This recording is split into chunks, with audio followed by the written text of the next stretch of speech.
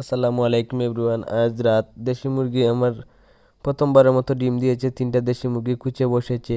অল্প কিছু ডিম দিয়ে কুচে বসিয়েছি, বেশি নয়, 21টা ডিম দিয়ে 3টা মুরগি কুচে বসিয়েছি। কারণ আমার ঠান্ডার দিনে ডিমের পার্সেন্টেজ অত্যন্ত কম আসে এবং একটু বাচ্চা বাচ্চা নিয়ে একটু ঝামেলা হয়ে যায়, তাই আমি কম ডিম দিয়ে বসিয়েছি। মাত্র 21টা ডিম দিয়ে বসিয়েছি। আজ দেখবো সেই ডিমগুলোর মধ্যে ভ্রূণ আসছে কিনা।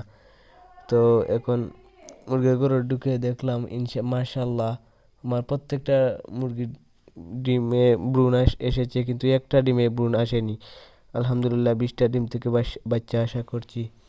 আল্লাহ আল্লাহ ভালো জানে কেমন হবে।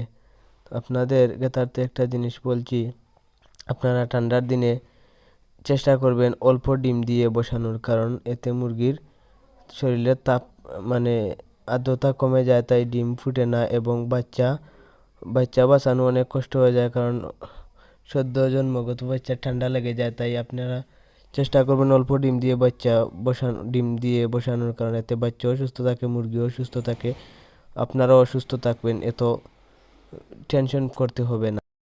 তো এবার বিদায় নিব, আর তাদেরকে ডিস্টার্ব করবো না, এমনিতেই অনেক ডিস্টার্ব করে ফেলেছি। যারা আমার ভিডিওটা দেখবেন তাদেরকে অসংখ্য ধন্যবাদ।